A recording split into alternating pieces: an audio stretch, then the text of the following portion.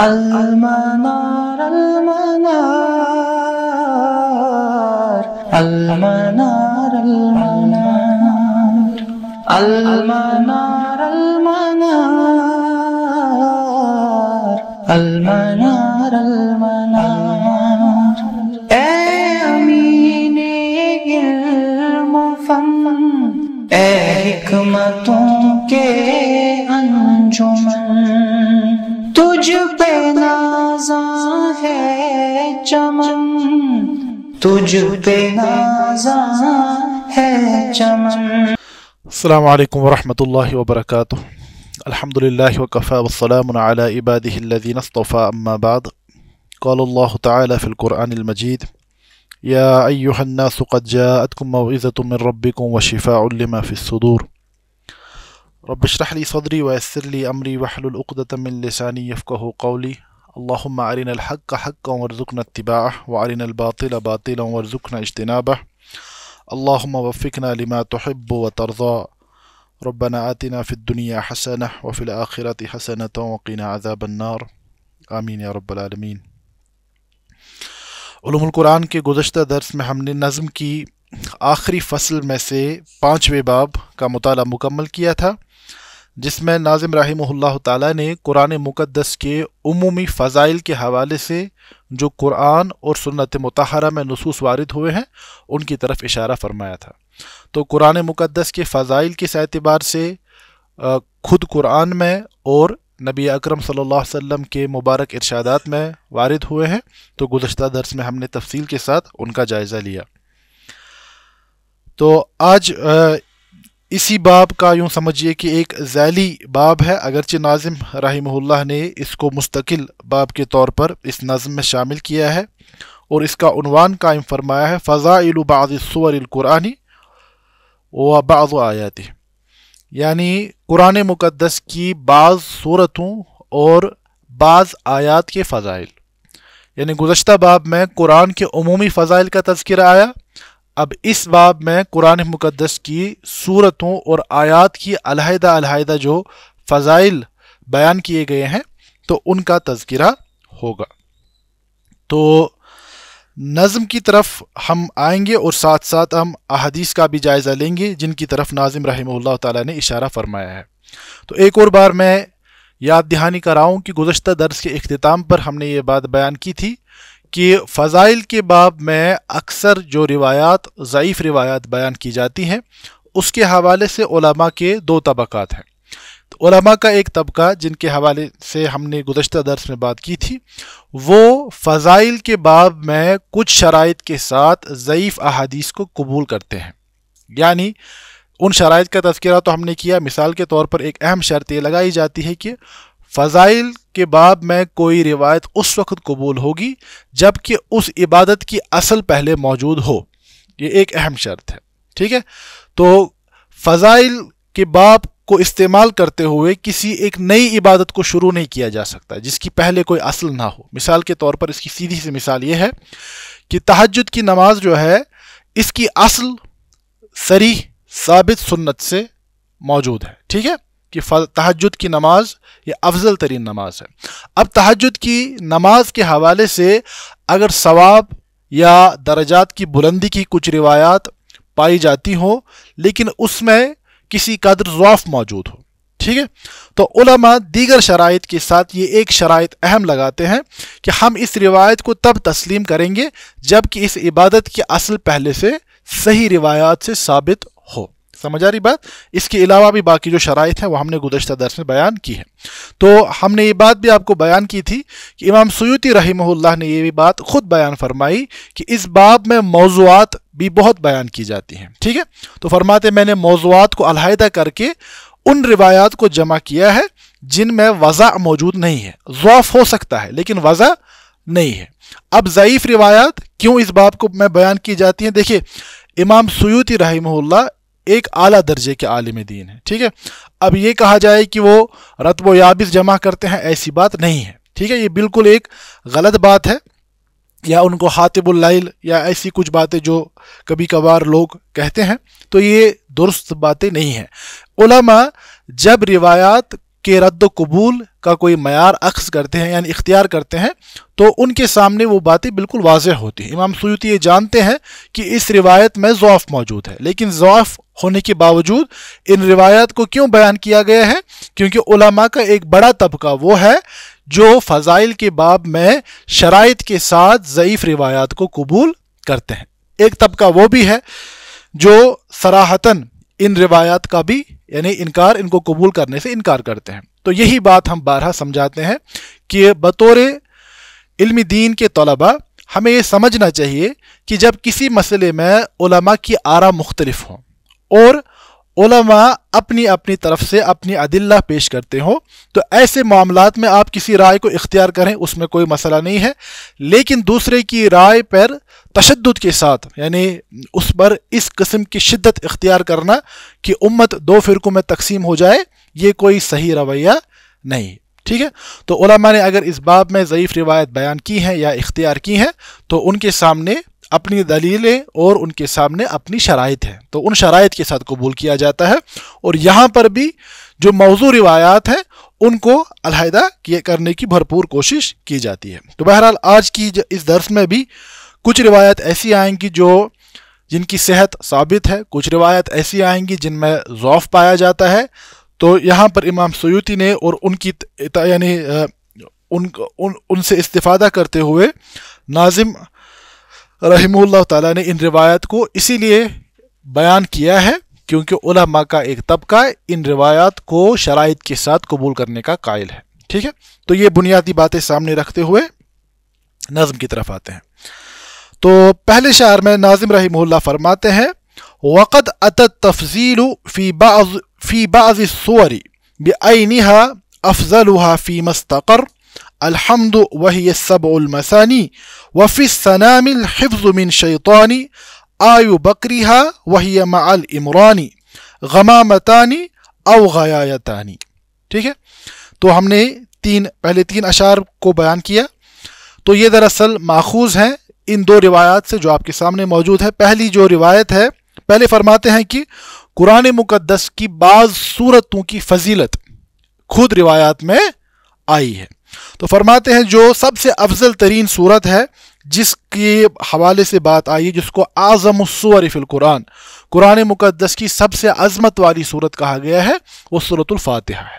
ٹھیک ہے، تو سورہ فاتحہ کے حوالے سے بہت ساری روایات ہیں جن میں اس سورہ مبارکہ کے مختلف فضائل کا یعنی بیان کیا گیا ہے، اور سب سے مشہور وہ روایت ہے جس میں کہا گیا کہ اللہ کے نبی علیہ الصلوۃ والسلام نے فرمایا کہ کیا میں تمہیں قرآن کی سب سے عظمت والی صورت بیان نہ کروں؟ پھر فرمایا کہ یہ سورۃ الفاتحہ ہے، وہی ام القرآن وہی السبع المثانی، یہ ام القرآن ہے اور یہی وہ 7 آیات ہیں جنہیں بار بار دہرایا جاتا ہے۔ ٹھیک ہے، تو اس حوالے سے جو روایت یہاں پر موجود ہے یہ امام احمد رحمہ اللہ نے اپنی مسند میں اور امام ترمذی نے اپنی سنن میں سیدنا ابی ابن کعب رضی اللہ تعالیٰ عنہ سے روایت کی ہے کہ فرمایا اللہ کے نبی علیہ الصلوۃ والسلام نے فرمایا ما انزل اللہ فی التوراۃ ولا فی الانجیل مثل ام القرآن، اللہ رب العزت نے نہ ہی تورات میں نہ ہی انجیل میں، اور دوسری روایت میں زبور کا بھی تذکرہ آیا ہے، نہ ہی تورات میں نہ انجیل میں نہ زبور میں، اور یہ بھی آیا ہے دوسری روایت میں کہ نہ ہی قرآن میں کہ اس کے جیسی مثل ام القرآن سورہ فاتح جیسی کوئی صورت نازل فرمایا وہی ہے سبع المثانی، اور یہ 7 بار بار دہرائی جانے والی آیات ہیں، وہی ہے مقسومۃ بینی و بین عبدی، اور فرمایا کہ اللہ فرماتے ہیں کہ یہ میرے اور میرے بندے کے درمیان منقسم ہے یہ سورہ، اور یہ کہاں سے ماخوذ ہے اس کی تفصیل دوسری ایک روایت میں ہے جو کہ سیدنا ابو ہریرہ رضی اللہ عنہ نے بیان فرمایا کہ اللہ رب العزت فرماتے ہیں قسمت الصلاۃ بینی و بین عبدی نصفین، میں نے سورۃ الصلاح یا سورہ فاتح اس کو اپنے اور اپنے بندے کے درمیان 2 حصوں میں برابر برابر تقسیم کیا ہے۔ فرمایا فَإِذَا قَالَ الْعَبْدُ الْحَمْدُ لِلَّهِ رَبِّ الْعَالَمِينَ، کہ جب بندہ یہ پڑھتا ہے کہ الحمدللہ رب العالمین، اللہ رب العزت فرماتے ہیں حمدنی عبدی، میرے بندے نے میری تعریف بیان کی۔ اس کے بعد جب بندہ پڑھتا ہے وَإِذَا قَالَ الْعَبْدُ الرَّحْمَنِ الرَّحِيمِ، جب بندہ الرحمن الرحیم پڑھتا ہے تو اللہ رب العزت فرماتے ہیں اثنا علیہ عبدی، کہ میرے بندے نے میری ثنا میری تعریف بیان کی۔ جب بندہ مالک یومالدین پڑھتا ہے تو اللہ رب العزت فرماتے ہیں مجدنی عبدی، میرے بندے نے میری بزرگی بیان کی. ٹھیک ہے، تو ان سبھی پہلی 3 آیات میں اللہ رب العزت کی تعریف حمد و ثنا بیان کی گئی. یعنی یوں سمجھیے کہ گویا کہ اس سورہ مبارکہ میں اللہ کا حصہ ہے. تو اس کے بعد جو آیت ہے ایاک نعبد و ایاک نستعین، فرمایا جب بندہ یہ پڑھتا ہے تو اللہ فرماتے ہیں ھذا بینی و بین عبدی ولعبدی ما سأل، یہ میرے اور میرے بندے کے درمیان یوں سمجھیے کہ ایک ایگریمنٹ ہے کہ اے اللہ ہم آپ کی عبادت کرتے ہیں، فقط آپ کی عبادت کرتے ہیں اور آپ سے مدد چاہتے ہیں. یعنی یہاں ایک حصہ بندے کا فعل ہے، ایک حصہ اللہ رب العزت کا فعل ہے. بندہ عبادت کرتا ہے اور اللہ اپنی نصرت شامل فرماتے ہیں. بات سمجھ آئی؟ تو اس آیت میں فرمایا ھذا بینی و بین عبدی، یہ میرے اور میرے بندے کے درمیان منقسم ہے. ولی ما سأل، اور میں اپنے بندے کو وہ چیزیں عطا کروں گا جس کا وہ مجھ سے سوال کرتا ہے. پھر فرمایا جب بقیہ حصہ تلاوت کرتا ہے تو فرماتے ہیں اللہ رب العزت فرماتے ہیں ھذا لعبدی ولعبدی ما سأل، یہ میرے بندے کا حصہ ہے. اس میں انسان اپنے لیے مانگتا ہے، ہدایت کی دعا مانگتا ہے، استقامت کی دعا پر مانگتا ہے، غضب اور گمراہی سے پناہ مانگتا ہے. تو فرمایا ھذا لعبدی، یہ میرے بندے کا حصہ ہے، ولعبدی ما سأل، اور میں اپنے بندے کو وہ سب عطا کروں گا جس کا وہ مجھ سے سوال کرتا ہے. تو اس روایت میں بھی اسی کی طرف اشارہ ہے، وہی مقسومۃ بینی و بین عبدی، یہ میرے اور میرے بندے کے درمیان منقسم ہے، ولعبدی ما سأل، اور میں اپنے بندے کو وہ سب عطا کروں گا جس کا وہ سوال کرتا ہے. تو یہی ناظم رحمہ اللہ نے فرمایا الحمد وہی سب المثانی، کہ قرآن کی جو سب سے افضل صورت ہے وہ سورہ فاتح ہے، اور یہی وہ 7 روایات ہیں جن کا بار بار دہرایا جاتا ہے. تو قرآن میں بھی اس کی فضیلت آئی وَلَقَدْ آتَيْنَاكَ سَبْعًا مِّنَ الْمَثَانِي وَالْقُرْآنِ الْعَظِيمِ، یعنی قرآن مقدس میں خود 7 مثانی کی فضیلت کا تذکرہ آیا ہے. ٹھیک ہے، تو اس کے بعد فرماتے ہیں جو اور ایک روایت ہے، یہ بھی مسند احمد میں موجود ہے اور اسی طرح سنن دارمی میں بھی موجود ہے. بریدہ ابن الحصیب رضی اللہ تعالیٰ عنہ روایت کرتے ہیں، تو فرماتے ہیں کہ اللہ کے نبی علیہ الصلوۃ والسلام نے فرمایا تعلموا سورۃ البقرہ فإن أخذها برکہ. دیکھیے امام سیوطی نے سورہ فاتحہ سے لے کر سورۃ الناس تک ایک ایک کر کے سورتوں کے نام درج کیے ہیں، اس کے بعد جو روایت آئی ہیں تو ان کو جمع کیا ہے. تو آپ الاتقان میں سبھی روایت کو ایک جگہ پر پائیں گے. ٹھیک ہے، تو یہاں پر ہم نے فقط ان روایت کا تذکرہ کیا ہے جن کو کی طرف ناظم رحمہ اللہ نے نظم میں اشارہ کیا ہے. ٹھیک ہے، بہرحال فرماتے ہیں کہ اللہ کے نبی صلی اللہ علیہ وسلم نے فرمایا تعلموا سورۃ البقرہ، کہ سورۃ البقرہ پڑھا کرو، اس کو سمجھو، اس کو جان لو. فإن أخذها برکہ، اس کا حاصل کرنا برکت کا باعث ہے. وترکها حسرہ، اور اس کو چھوڑنا حسرت کا باعث ہے. ولا يستطيعها البطلہ، اور ساحر اس پر غالب نہیں آ سکتے، یعنی سحر اس کے مقابلے میں کام. البطلہ سے یہاں مراد شیاطین اور ساحر سحر کرنے والے ہیں. پھر فرمایا ثم مکث ساعۃ، اس کے بعد کچھ عرصہ ٹھہرے، کچھ مدت کے لیے آپ نے وقف کیا. ثم قال، اور پھر فرمایا تعلموا سورۃ البقرہ وآل عمران، تم لوگ سورہ آل بقرہ اور سورہ آل عمران کو پڑھا کرو. فإنہما الزہراوان، کیونکہ یہ دو بڑے عظمت والے پھول ہیں. یظلان صاحبہما یوم القیامہ، جو کہ اپنے پڑھنے والوں پر قیامت کے دن سایہ فگن ہوں گے. کأنہما غمامتان او غیایتان، گویا کہ وہ کیا ہوں گے؟ بادل جیسے، وہ بادلوں کی طرح اپنے پڑھنے والوں کے اوپر قیامت کی سختیوں کے مقابلے میں سایہ عطا کریں گے. ٹھیک ہے، او فرقان من طیر صواف، فرمایا یا تو بہت زیادہ پرندوں کے جھنڈ کی طرح اپنے پڑھنے والوں کے اوپر سایہ کریں گے. یعنی فرمایا کہ قیامت کے دن تمہارے لیے امان ہے، اسی لیے سورہ بقرہ اور سورہ آل عمران کے ساتھ اپنا تعلق قائم کیا کرو. تو یہی یہاں فرمایا تیسرے شعر میں آیو بقرہا، اوپر فرمایا وفی السنام الحفظ من شیطانی. تو یہ اور ایک روایت ہے لکل شیء سنام، ہر ایک چیز کی ایک چوٹی ہوتی ہے. وہ سنام القرآن البقرہ، اور قرآن مقدس کی چوٹی جو ہے وہ کیا ہے؟ سورہ بقرہ.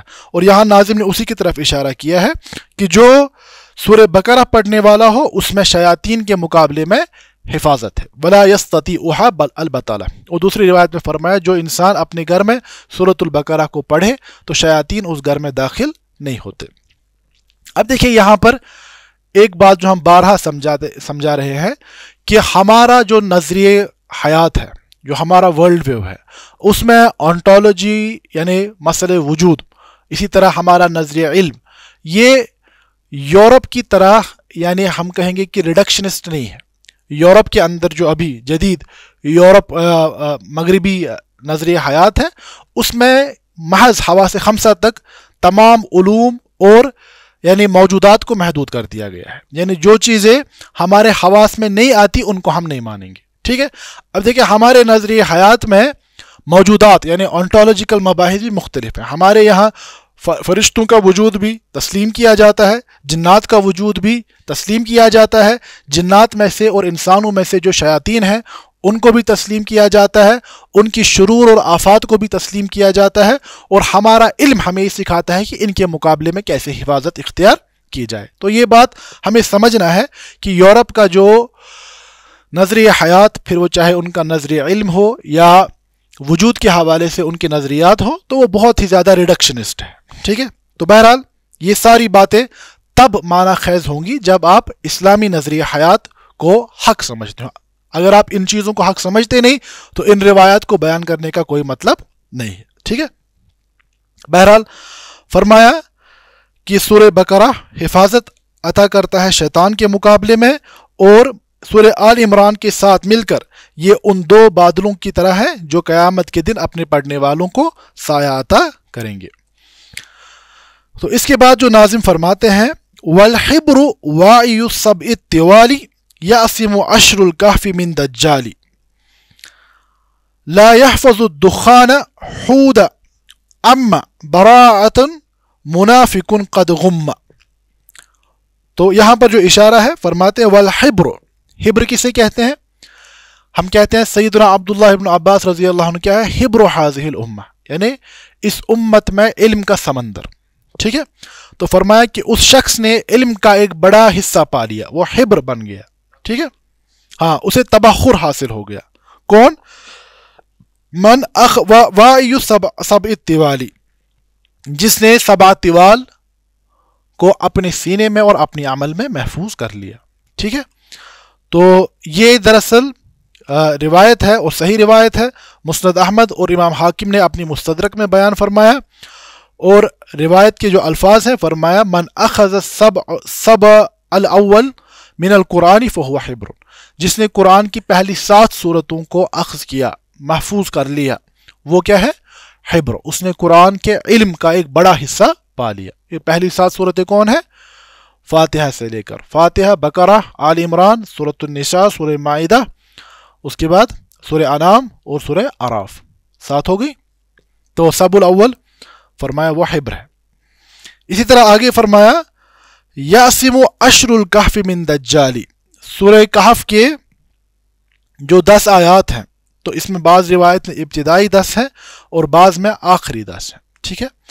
تو فرمایا جو سورہ کہف کی 10 آیات کو محفوظ کرے تو وہ دجال کی فتنے سے محفوظ ہوگا۔ تو یہ روایت صحیح مسلم میں موجود ہے، اور ابو درداء رضی اللہ عنہ فرماتے ہیں کہ جس شخص نے 10 آیات سورہ کہف کی حفظ کر لی، عصم من الدجال، اسے دجال سے محفوظ کر لیا گیا۔ تو اس کے بعد جو روایت ہے یا جس کی طرف ناظم نے اشارہ کیا ہے، اس روایت میں اس کو امام طبرانی نے اپنی المعجم الاوسط میں سیدنا علی رضی اللہ عنہ سے روایت بیان کی ہے، اور اس روایت میں ضعف پایا جاتا ہے کیونکہ عامر ابن ابراہیم یہ ایک راوی ہے، اس کی وجہ سے۔ اسی طرح اور ایک راوی نشل ابن سعید ہے جو کہ متروک راوی ہے، اور اس روایت کے جو الفاظ ہیں لا يحفظ منافق سورۃ حود و براءہ و یاسین و دخان و عما یتساءلون، ایک منافق سورہ حود، سورہ برات، سورہ یاسین، سورہ دخان اور عما یتساءلون کو محفوظ نہیں کر سکتا، ٹھیک ہے۔ تو یہاں پر بھی اس روایت میں آیا ہے یہی اشار میں لا يحفظ الدخان حود اما براءۃ، براءت کس کا نام ہے؟ سورہ توبہ کا، منافق قد غم، وہ منافق جو نفاق میں ڈوب گیا ہو۔ اس کے بعد فرماتے ہیں آیت عز آخر الاسراء فی الکہف نور الارض والسماء. فرماتے ہیں آیت العز قرآن مقدس کی جو سب سے عظمت والی آیت ہے، بلندی والی آیت ہے، جہاں اللہ کی توحید کو جامعیت کے ساتھ بیان کیا گیا ہے، وہ سورہ اسراء کی آخری آیت ہے. وَقُلِ الْحَمْدُ لِلَّهِ الَّذِي لَمْ يَتَّخِذْ وَلَدًا وَلَمْ يَكُنْ لَهُ صَاحِبَةً وَلَمْ يَكُنْ لَهُ وَلِيٌّ مِّنَ الفاظ میں کچھ وَقُلِ الْحَمْدُ لِلَّهِ الَّذِي لَمْ يَتَّخِذْ وَلَدًا. سورہ اسراء کی آیت جو ہے آخری آیت، تو فرمایا یہ آیت العز ہے. اور اس کی دوسری حصے میں جو فرمایا شاعر کے دوسرے حصے میں فی الکہف نور الارض والسماء، اور یہ روایت جو ہے یہ امام حاکم نے اپنی مستدرک میں بیان کی ہے اور شیخ البانی رحمہ اللہ نے صحیح الجامعہ میں بیان کی ہے. فرمایا من قرأ اول سورۃ الکہف وآخرها كانت له نورا من قدمه الى رأسه ومن قرأها كلها كانت له نورا ما بين السماء الى الارض. فرماتے ہیں جس شخص نے سورہ کہف کی ابتدا اور انتہا کی تلاوت، یعنی ابتدائی حصے اور آخری حصے کی تلاوت کی، تو فرمایا اس کے لیے قیامت کے دن اس کے قدموں سے لے کر اس کے سر تک نور اس کو عطا کیا جائے گا. ومن قرأها كلها، اور جس نے اس پوری صورت کو پڑھا، کانت لہو نورا ما بین السماء الی الارض، تو اس بات ہو تو ان پر پڑھا کرو، ان کو راحت ملتی ہے. لیکن اس روایت پر ضعف کا حکم لگایا گیا ہے. تو بہرحال اس کے حوالے سے جو دیگر مسائل ہیں ان کو بیان کرنے کا ابھی ہمارے پاس موقع نہیں ہے. اسی طرح اس کے بعد والی جو روایت ہے یہ سنن دارمی میں موجود ہے اور حسن درجے کی روایت ہے. سیدنا عبداللہ ابن مسعود رضی اللہ تعالیٰ عنہ بیان کرتے ہیں ان لکل شیء سناما، ہر ایک چیز کی ایک چوٹی ہوتی ہے، پیک. وان سنام القرآن سورۃ البقرہ، اور قرآن کی جو چوٹی ہے وہ کیا ہے؟ سورہ بقرہ. وان لکل شیء لبابا، اور ہر ایک چیز کا ایک مغز، لباب خلاصہ ہوتا ہے، نیکٹر. ٹھیک ہے. فرمایا وَإِنَّ لُبَابَ الْقُرْآنِ الْمُفَصَّل، اور قرآن مقدس کا جو مغز ہے، قرآن مقدس کا جو خلاصہ ہے وہ اس کی مفصل صورتیں ہیں. اور مفصل صورتیں کہاں سے شروع ہوتی ہیں؟ سورہ قاف سے لے کر اختتام تک، یعنی آخری جو صورتیں ہیں ان کو مفصل کہا جاتا ہے، سورہ قاف سے آخر تک سورۃ الناس تک. تو فرمایا قرآن کا کیا ہے؟ یہ لب القرآن، یعنی قرآن مقدس کا مغز، قرآن مقدس کا خلاصہ ہے. اس کے بعد جو ناظم فرماتے ہیں، دیکھیں یہاں پر ہے وفی المفصل مع الحوامیم، ایک تو مفصل صورت ہے اور اس کے ساتھ حوامیم. حوامیم کنہیں کہا جاتا ہے؟ جو 25ویں پارے سے آگے شروع حامیم کے ذریعے سے، ٹھیک ہے، تو ان کو ساتھ لے کر کہا گیا. اسی طرح فرمایا کمل عروس سورۃ الرحمانی، یہ جو روایت ہے تو اس کی سند میں بہت زیادہ ضعف ہے. ٹھیک ہے، تو اس کو امام بیہقی نے شعب الایمان میں بیان کیا ہے. فرمایا لکل شیء عروس، ہر ایک چیز کی ایک دلہن ہوتی ہے، اور قرآن کی دلہن کیا ہے؟ سورۃ الرحمن. ٹھیک ہے، تو اس میں محدثین نے ضعف کا حکم لگایا ہے. فرماتے ہیں وَيَقْرَأُ الْمُسَبِّحَاتِ أَحْمَدُ فِي كُلِّ لَيْلَةٍ أَتَتْ فَيَرْقُدُ يَقُولُ فِيهَا آيَةٌ قَدْ تَفْضُلُ مِنْ أَلْفِهَا أَنَا بِهُوَ الْأَوَّلُ. تو فرماتے ہیں اس کے بعد جس روایت کی طرف اشارہ ہے یہ ابو داود میں موجود ہے، امام ابو داود اپنی سنن میں بیان کی ہے. اسی طرح امام ترمذی نے بھی بیان کی اور حسن درجے کی روایت ہے. ارباس ابن ساریہ رضی اللہ تعالیٰ عنہ روایت کرتے ہیں کہ اللہ کے نبی علیہ السلام جب یعنی آرام کا ارادہ فرماتے تھے، سونے کا ارادہ کرتے تھے، کانا یقرأ المسبحات قبل ان یرقد، کہ آپ سونے سے پہلے مسبحات کی تلاوت کرتے تھے. مسبحات کون ہیں؟ وہ صورتیں جن کا آغاز سبح سے ہوتا ہے. ٹھیک ہے، سین با ہا، جیسے سبح اسم ربک الاعلی، سبح للہ ما فی السماوات والارض، تو یہ صورتیں. تو فرمایا اس میں جو آیت ایک ہے وہ 1000 آیتوں سے بہتر ہے. تو وہ کون سی آیت ہے؟ یہ سورہ حدید کی هو الاول والآخر والظاہر والباطن، تو اس آیت کی طرف اشارہ ہے. تو اس کے بعد فرماتے ہیں صلاۃ 70 الوف ملائک فی آخر الحشر وجاء فی الملک قارئہ یأمن من ذر القبر لم یکو بالجنان ذات البشر. تو یہاں کس کی طرف اشارہ ہے؟ تو فرماتے ہیں یہ روایت سنن ترمذی میں موجود ہے، اور معقل ابن یسار رضی اللہ عنہ بیان کرتے ہیں کہ من قال حین یصبح 3 مرات اعوذ باللہ السمیع العلیم من الشیطان الرجیم وقرأ 3 آیات من آخر سورة الحشر وکل اللہ به 70,000 ملکا یصلون علیہ حتی یمسی وإن مات فی ذلک اليوم مات شہیدا ومن قالها حین یمسی کان بتلک المنزلہ۔ اس روایت پر ضعف کا حکم ہے، البتہ ہم نے پہلے ہی بیان کیا یہ فضائل کے باب سے تعلق رکھتا ہے۔ تو فرماتے ہیں کہ من قال حین یصبح، جو شخص صبح کے وقت کیا پڑھے 3 مرات، 3 مرتبہ اعوذ باللہ السمیع العلیم من الشیطان الرجیم، اور وقرأ، اور کیا پڑھے سورہ حشر کی آخری 3 آیات، سورہ حشر کی هو اللہ الذی لا الہ الا ہو، یہ آیت پڑھے، وکل اللہ بہ 70,000 ملک، تو اللہ رب العزت اس پر 70,000 فرشتوں کا پہرا بٹھا دیتے ہیں جو کہ اس کے لیے دعا کرتے ہیں یہاں تک کہ وہ کیا کرے، یہاں تک کہ شام ہو جائے۔ وہ فرماتا ہے اور اگر وہ اس دن مر جائے تو مات شہیدن، وہ شہادت پاتا ہے، ومن قالها حین یمسی، اور جو شخص اس عمل کو شام کے وقت دہرائے تو صبح تک وہ اسی حال میں رہے گا۔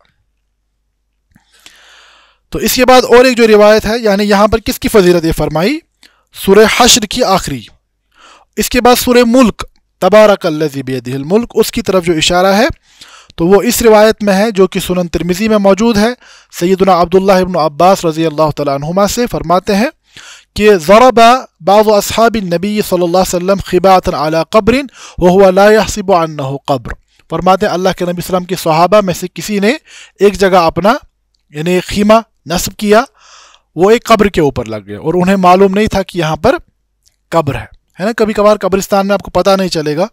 فرمایا فَإِذَا فِيهِ إِنسَانٌ يَقْرَأُ سُورَةَ تَبَارَک، فرماتے ہیں کہ انہیں اس قبر سے سورہ تبارک کا پڑھنے کی آواز سنائی دی، تو فرماتے ہیں یہاں تک کہ وہ پورا پڑھا گیا، اور یہ صاحب اللہ کے نبی صلی اللہ علیہ وسلم کے پاس آئے اور فرمایا یا رسول اللہ، اے اللہ کے رسول صلی اللہ علیہ وسلم، انی ضربت خبائی علی قبر، میں نے اپنا خیمہ ایک قبر کے اوپر نصب کیا اور میں نہیں جانتا تھا کہ اس کے اوپر یعنی کیا ہے، قبر ہے اس کے نیچے، تو میں نے سنا کہ ایک شخص سورہ تبارک الملک پڑھ رہا ہے یہاں تک کہ اس نے پورا پڑھا، تو رسول اللہ صلی اللہ علیہ وسلم نے فرمایا ہی المانیہ ہی المنجیہ تنجیہ من عذاب القبر، یہ جو سورہ ملک ہے یہ عذاب الہی سے بچانے والی ہے اور یہ قبر کے عذاب سے محفوظ کرنے والی صورت ہے۔ تو یہاں فرمایا قارئہ یأمن ضر القبر، اس کو پڑھنے والا قبر کی تکلیف سے عذاب سے محفوظ رہتا ہے۔ تو اس کے بعد فرمایا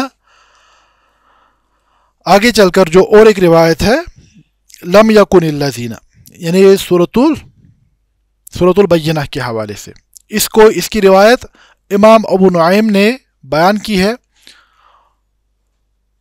تو فرماتے ہیں ان اللہ تعالی لا يسمع الى قراءت لم يكن الذين كفروا فيقول ابشر عبدی فوعزتی لأمکنن لك في الجنة حتى ترضى، فرماتے ہیں کہ اللہ رب العزت سورہ بینہ کی تلاوت کرنے والے کی جانب متوجہ ہوتے ہیں اور فرماتے ہیں کہ میرے بندے کے لیے خوشخبری ہو، بس مجھے میری عزت کی قسم میں تمہیں جنت میں جگہ عطا کروں گا یہاں تک کہ تم راضی ہو جاؤ۔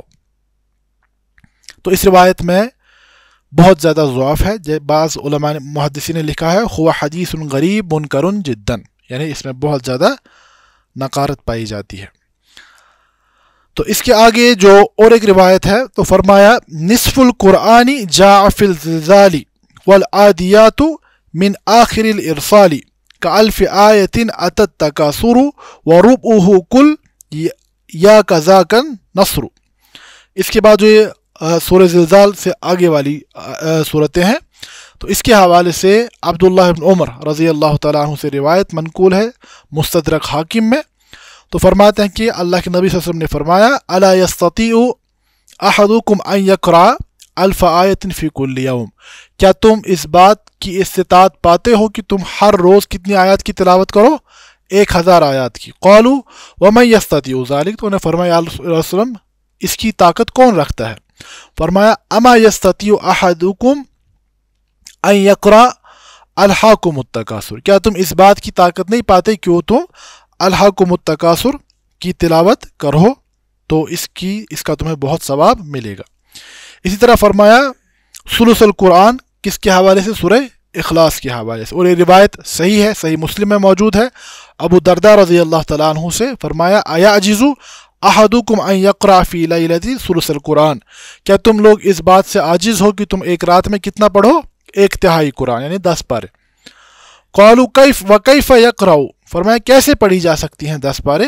فرمایا قال قل هو اللہ احد تعدل ثلث القرآن، کہ تم لوگ سورہ اخلاص پڑھا کرو، یہ قرآن کے 1/3 حصے کے برابر ہے۔ اچھا، اس کے بعد فرماتے ہیں وَثُلُثُهُ الْإِخْلَاصُ أَوْزَتَانِ أَفْضَلُ كُلُّ أَوْزَةِ الْإِنسَانِ، فرماتے ہیں اس کے بعد جو معوذتین ہیں سورہ فلق اور سورہ ناس، فرماتے ہیں انسان جن کلمات کے ذریعے سے پناہ مانگتے ہیں یہ ان میں سے سب سے افضل ترین کلمات ہیں۔ تو سورۃ الفلق اور سورۃ الناس کی شرح کے حوالے سے خصوصی طور پر امام ابن القیم رحمہ اللہ کی جو شرح اس حوالے سے ہے آپ کو مدارج السالکین میں بھی مل جائے گی، اور باقی مقامات پر بھی۔ البتہ آپ کی جو تفسیری حواشی ہیں، یعنی جو آپ نے قرآن کی آیات پر کلام کیا ہے، ان کو بعض علماء نے بدائع تفسیر کے نام سے جمع کیا ہے، 3 جلدوں میں وہ آتی ہیں۔ تو اس کے آخری حصے میں سورۃ الفلق اور سورہ ناس کے حوالے سے بہت بہت بہت زیادہ عمدہ کلام امام ابن القیم رحمہ اللہ نے کیا ہے، تو اس کو آپ دیکھ سکتے ہیں۔ فرماتے ہیں فَقْرَأْهُمَا تَعُوذُ بِالرَّحْمَانِ ما صح، فرماتے ہیں پس ان دونوں کو پڑھا کرو تمہیں رحمان کی حفاظت حاصل ہو جائے گی۔ اب اس کے بعد اہم بات ہے، دیکھیے اب جو لوگ اعتراض کریں گے کہ اس میں تو ضعف ہے، پھر کیوں بیان کیا؟ تو یہاں ناظم نے بھی خود بیان کیا ہے اور امام سیوطی نے بھی ایک سے زائد مرتبہ بیان کیا ہے۔ فرماتے ما صح فی فضائل القرآن اما الحدیث فی فضائل الصور فذاک موضوع لجامع الشرر، فرماتے ہیں کہ جہاں تک قرآن کے عمومی فضائل کا تذکرہ ہے تو ہم نے اس کے حوالے سے بات کی۔ فرماتے جہاں تک فضائل الصور، صورتوں کی فضیلت کا تذکرہ ہے تو اس میں بہت روایت کیا ہیں؟ موضوع درجے کی ہیں، ٹھیک ہے؟ تو اس کا امام سیوطی نے بھی اشارہ کیا ہے۔ فرماتے اما الحدیث الطویل فی فضائل القرآن، ایک لمبی روایت جو فضائل قرآن کے حوالے سے ہے، فرماتے فإنہ موضوع، وہ کیا ہے؟ وہ موضوع ہے۔ کما اخرج الحاکم فی مدخل بسندہ الی ابی عمار المروزی انہ قیل لابی اسمع الجامع من این لک عن اکرمہ عن ابن عباس فی فضائل القرآن سورة ولیس عند اصحاب اکرمہ ھذا فقال، فرماتے یہ جو اہل عبادان کا ایک شخص تھا جامع، تو فرماتے اس سے پوچھا گیا کہ تم نے یہ روایت سیدنا عبداللہ ابن عباس اور سیدنا اکرمہ کے حوالے سے کیسے بیان کی کہ ایک ایک صورت کی الگ الگ فضیلت تم بیان کر رہے ہو، حالانکہ عبداللہ ابن عباس اور سیدنا اکرمہ کے یعنی اصحاب میں سے کوئی شخص یہ روایت بیان نہیں کرتا۔ تو اس نے جواب دیا انی رأیت الناس قد اعرضوا عن القرآن، میں نے دیکھا کہ لوگ قرآن سے کیا ہو رہے تھے؟ غافل ہو رہے تھے، قرآن سے اعراض کر رہے تھے۔ واشتغلوا بفقہ ابی حنیفہ، اور وہ امام ابو حنیفہ کی فقہ و مغازی ابن اسحاق، امام ابن اسحاق کی کتاب المغازی کی طرف زیادہ لپک رہے تھے۔ تو میں نے یہ ارادہ کیا کہ لوگ قرآن کی طرف واپس آ جائیں۔ فوضعت ھذا الحدیث حسبۃ، تو میں نے اس حدیث کو ثواب کی نیت سے گھڑا، ٹھیک ہے؟ حالانکہ اللہ کے نبی نے فرمایا من کذب علی متعمدا فلیتبوأ مقعدہ من النار، جو شخص جان بوجھ کر مجھ پر جھوٹ باندھتا ہے وہ اپنا ٹھکانہ جہنم میں بنا لے۔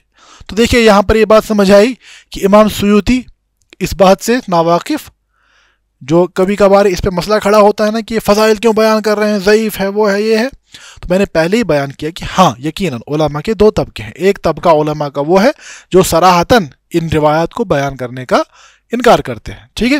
تو وہ فرماتے ہیں کہ ہمارے لیے صحیح روایات میں کفایت موجود ہے۔ لیکن دیکھیے جو حدیث کی صحت کا مسئلہ ہے تو ہم یہ جانتے ہیں کہ اس میں محدثین کا حکم بھی مختلف ہو جاتا ہے. کبھی کسی روایت کے متعلق کسی محدث کا حکم صحیح ہوتا ہے لیکن کسی دوسرے محدث کے مطابق شرائط اضافی ہوتی ہیں تو ان کے مطابق وہ صحت کے درجے کو نہیں پہنچتا.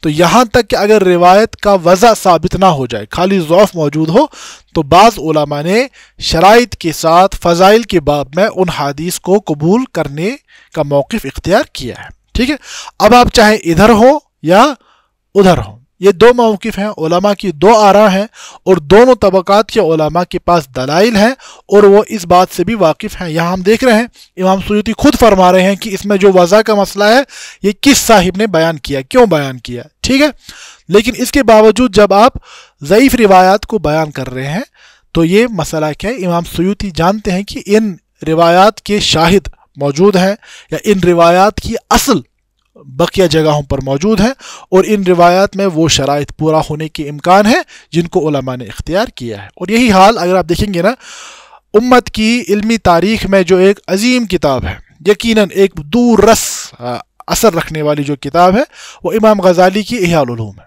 ٹھیک ہے، اب اگر آپ احیاء العلوم کو دیکھیں گے تو احیاء العلوم کا ایک نسخہ جو دارالسلام سے چھپ کر آتا ہے اس میں نیچے زین الدین عراقی رحمہ اللہ کی تخریج کے ساتھ وہ آتا ہے. تو اگر آپ دیکھیں گے ایک صفحے پر اگر 10 روایت موجود ہیں تو اس میں سے 9 پر ضعف کا حکم ہے.